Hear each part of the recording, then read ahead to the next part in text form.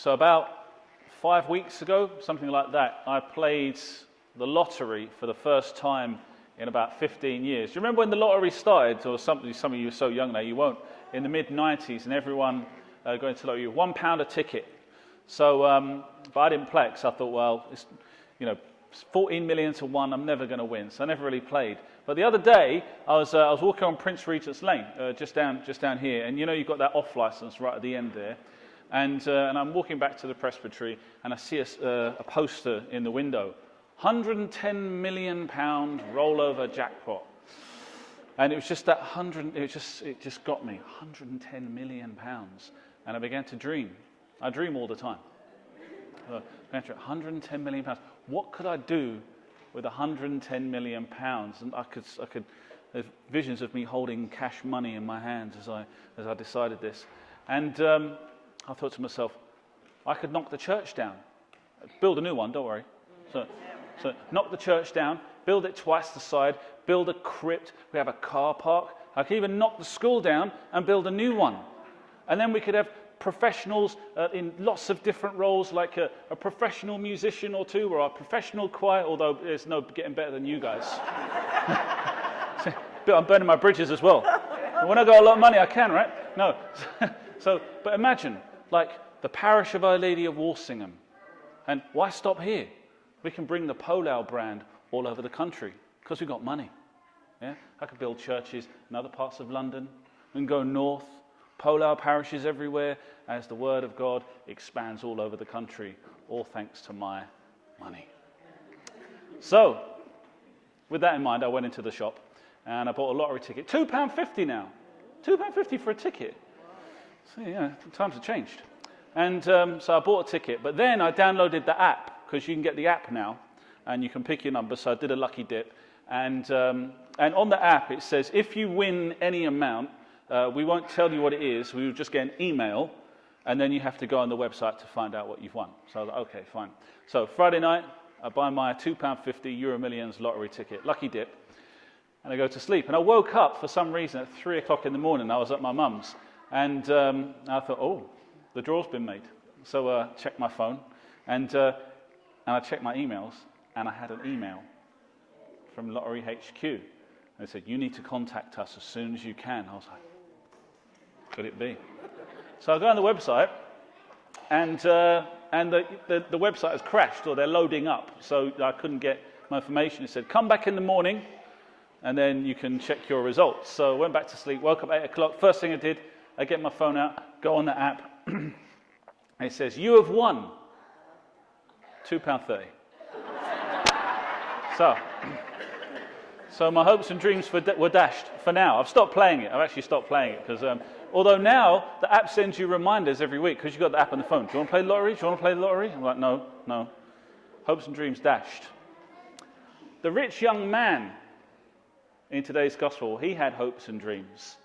And we know he did. He was full of passion. Do you listen to the way he comes up to Jesus today? It says Jesus is going on a journey, and the rich young man didn't say, Jesus, I'd like to book an appointment with you. And Jesus didn't say Thursday surgery or anything like that. The rich young man runs up to Jesus, and then he falls to his knees. You can imagine the scene. And he says, good master, what must I do to inherit eternal life? And Jesus looks at him and he says, well, keep the commandments, honor your father and mother, do not steal, do not commit adultery, goes through the commandments. And you can hear the passion in the young man. He says, good master, I've done all of these things from my earliest days. So you can tell he's a man who seeks righteousness, but who knows that even in spite of all of this, something is missing that his money can't buy. He's looking for something more. And that line in the Gospels, one of my favorite lines in the whole of the Gospels, it says, then Jesus looked steadily at him and loved him. He can see in that man all the potential. He can see in that man all of the love it takes to be a great saint, a great disciple. And so how heartbreaking it is for Jesus to also know the thing that's standing in the man's way, to know what good he must do to inherit eternal life. But he's brave enough to say it. He says, there is one thing you lack. Sell all your property, give the money to the poor, and then come follow me. Now, if he'd been talking to me, and I knew he was rich, I might have said, sell all your property, give some to the parish of Our Lady of Walsingham, and then join our church. Not Jesus. Jesus is willing to let him go, is willing to release him rather than have any compromise on what it is to be a follower of him. And then the rich young man looks sad because he's realized what was holding him back. And it wasn't anything that he wasn't looking for or he couldn't find. It was what he already had. He was a man of great wealth. He had great power in the world. He'd come to Jesus thinking that with this power and wealth, he could add to the mission. And Jesus says, that's the one thing that's getting in your way. Let it go. And he walks away sad. I hope, and we all kind of hope for this rich young man, that he woke up one day and became a follower of Jesus. But we don't know.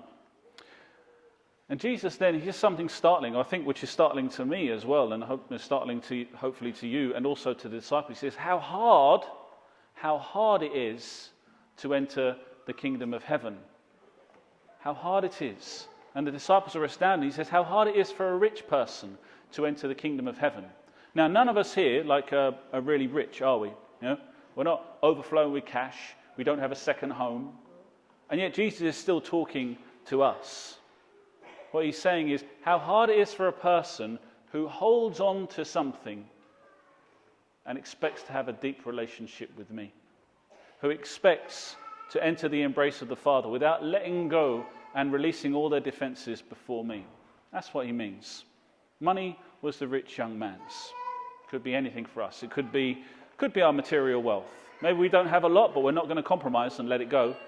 Could be a relationship which is damaging us. It could be any number of things, which is that one thing which is holding us back from giving our lives completely to Jesus.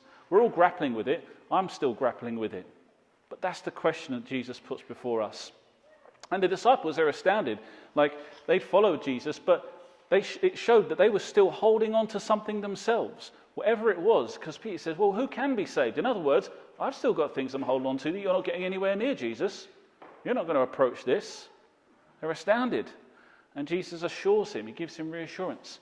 If you let it go, you'll be rewarded 100-fold. Because to know me, to love me, to be loved by me, is to discover your whole self. Is to discover who you really are. To realize the fullest of your potential. The place you fear to tread is actually the golden path to saintliness, to holiness, to eternal life. Now, you might be thinking, well, I quite like those things in my life. They give me the means to be the kind of person that I am. Remember, the rich young man was good. He was a good guy. He feared to let go of that thing because he thought maybe that will stop me from living my potential in this world. I want to tell a story that I heard this week that kind of illustrates what it means to let go of power, to let go of control over our own lives. And it's actually in the Jewish people of the first century. So this was told to me by a young Jewish man who was leading this course I was on. And he talked about the year AD 70. And AD 70, the Romans decided that the Christians, and particularly the Jewish people, were getting too influential. They were getting too rebellious. They were becoming a little bit powerful. And so they said, right, time to destroy the temple. They knocked the temple down in Jerusalem, completely razed it to the ground, and did away with a lot of the Jewish people. They fought for a while until a few wise leaders said to the Romans, you've won. You have conquered. We surrender. And the Romans accepted their surrender because they'd been reduced to nothing. They were finished. But these few wise Jewish leaders said to the Roman authorities, could you just give us a small home? Just a little place where we can open the Torah, read our scriptures, and pray together.